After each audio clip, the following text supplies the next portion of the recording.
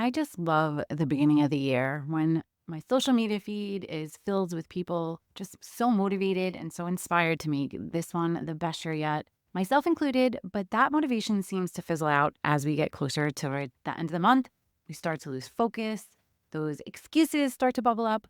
But I am on a mission to not let that happen this year. I am super focused and I want to help you be super focused too. And that's why today we are focusing on identifying your biggest time wasters and my tips to help you overcome them. But before we jump in, I want to share my newest freebie. It's my goal manifesting planner. It is the exact tool I am using this year to get clear and focused on my big goals so that I can make some serious traction this year. It's a simple 2-page worksheet to get clear on your goals, your why, your motivation, what you need to accomplish that goal, what roadblocks are in the way.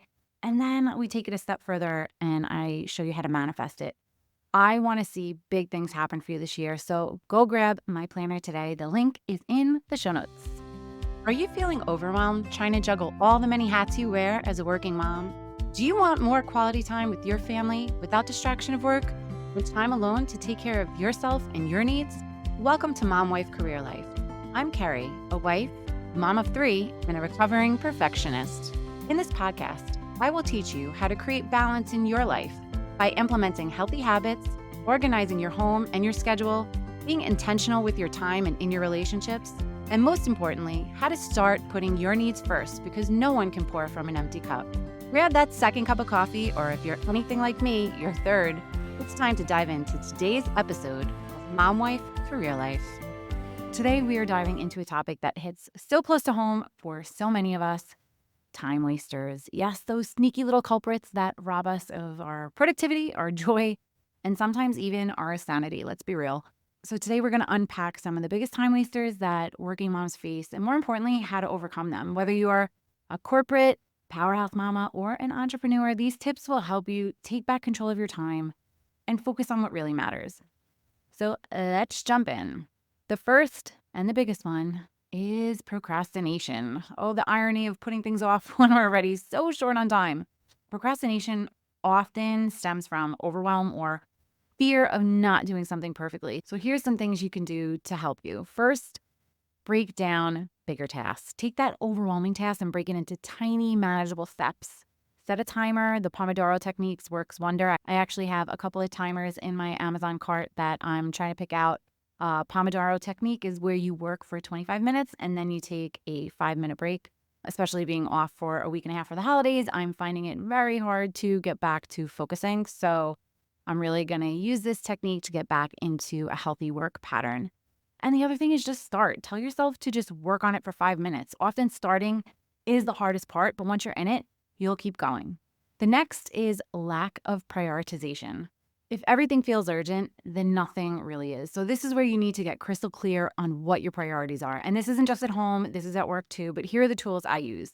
The first is the Eisenhower matrix. I do this mentally after I have all my tasks written down, but I divide the tasks into urgent, non-urgent, important, and not important. And I focus on getting the urgent and important ones done first. The second thing I do, which is really the first thing I do, is identify my big rocks. Those are the 1 to 3 tasks that I must get done today, or that if I only get these tasks done, I will feel like I actually accomplished something for the day. Hopefully you have a paper planner that at least has a weekly view and you can write your top priorities down in each daily slot. But I am loving my new Clever Fox Pro hourly planner. It has a time slot for each day that has my top 3 priorities for the day. And it's really helping me stay focused on getting those things done. And if I have time left in the day, anything extra I get done is just an added bonus. Number 3 is overcommitting. The people pleaser in all of us. Overcommitting can leave you stretched way too thin. A goal of mine in the latter end of last year was to stop overcommitting and only to say yes to things that really aligned to my values and didn't impact my sanity. So the tools I use for this one is first, getting really clear on what your values are in the season of life that you're in. And before you say yes, write your values down. And when you're asked a question, you have a mental checklist to go to. And if whatever you're being asked to do doesn't align with your values, then a polite, "I'd love to help, but I'm at capacity right now," works wonders.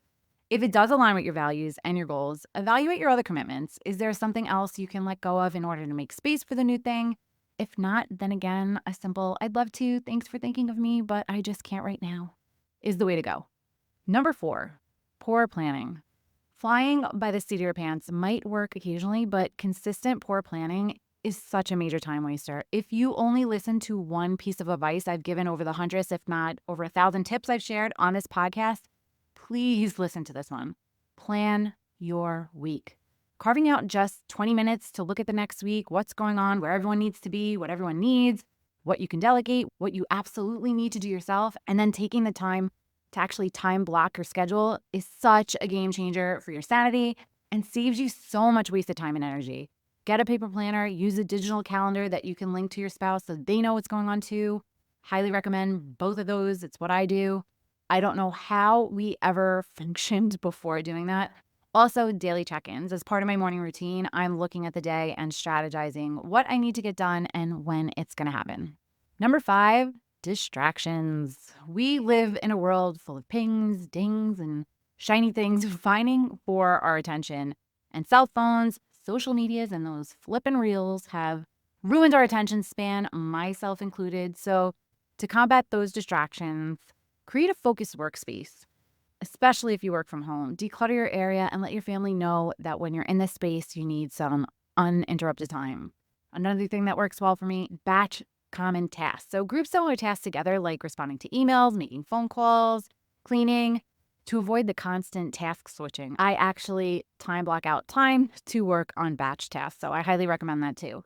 And your cell phones. I think this is where most of us need the help. I have an awesome tech timeout guide freebie for moms that is filled with tips to help you set those boundaries with your cell phone. The link to that free guide is in the show notes, so I strongly encourage you to grab it and implement those tips. But the easiest one is just putting your cell phone on Do Not Disturb mode. You can adjust the settings so that certain people can still get in contact with you while you're on Do Not Disturb, like your kids, the school nurse, your manager, but that's really a great place to start. Number 6, ineffective delegation or not delegating at all. We're all guilty of this one, trying to just do it all ourselves because it's easier than telling someone else exactly how we want it done. I'm talking to you perfectionist moms out there. I see you, but trying to do it all yourself is really a one-way ticket to burnout. Ineffective delegation or not delegating at all is a huge time waster. So my tips for this is trust your people, whether it's your coworkers, your kids, your spouse. Assign tasks that are based on their strengths. Grocery shopping was one of the first tasks I gave up. I write the list, I coordinate the coupons, and then off he goes. Thank you, Ross, if you're listening. And the other thing is be specific. When you're delegating, provide clear instructions, like the grocery shopping list. If you've listened to my show for a while, you know that I recently hired a cleaning service. It was one of the ways that I bought back my time. But although I'm a recovering perfectionist, I'm still very particular about cleaning. So I gave very specific instructions for certain things, which my cleaning service was actually very grateful for. Number 7, poor goal planning. And that's what we're all about this past week. So if you haven't listened to any of my episodes, please go back and listen to them because I want you setting clear goals this year. But without clear goals, it's like you're grocery shopping without the list when you're hungry. You wander the aisles, you're grabbing random things, and by the time you get home, you realize you have 3 bags of chips and no ingredients for dinner. So clear goals are your grocery list. They keep you focused, they help you avoid distractions, and they ensure you end up with what you actually need. So here are my tips for this one. Set SMART goals. SMART goals are specific, they're measurable, achievable, relevant, and time-bound. I want you to check out episode 5 where I walk you through how to do just that. I'll link that in the show notes. And once you have those SMART goals set, review them regularly. Check in on your goals weekly to ensure you're actually on track. And I also shared a freebie earlier, my goal manifesting planner, that will help you with your big goals. So make sure you grab that freebie today too. And last on my list is number 8, perfectionism, the biggest enemy of progress and a massive time waster. I can't even put into words the amount of time, energy, and really just joy that being a perfectionist robbed me of. It is a thief. It is such an unhealthy mindset. And yes, there are some areas in life where you need things done precisely, but if the consequences are pretty low, then let it go. I like that rhyme. What has worked for me in my recovery of being a perfectionist is embracing the idea of good enough. Not everything needs to be perfect. Focus on progress over perfection. Another thing that's worked for me is setting time limits. Give yourself a set amount of time to complete a task and stick to it. And if you finish before your time limit, you can go back and make some tweaks on the areas that are really bothering you and celebrate the wins. Acknowledge what you've accomplished instead of dwelling on what's not perfect. And I highly recommend doing your top 3 priorities a day because that is really helping my mindset here. I know it's not easy with this one because it's a hard mindset shift, especially if you have any OCD tendencies like I do, but I've done a lot of work in this area and I promise you it's really made me such a happier person. So focus on this one if you are a perfectionist.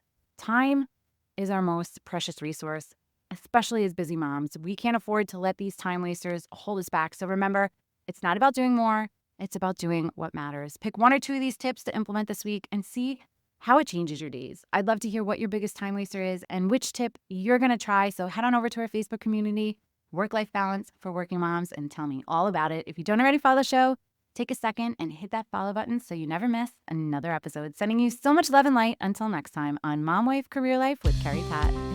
Before you go, if you found this podcast helpful, I would be so grateful if you would take a minute, go on over to iTunes and leave me a review.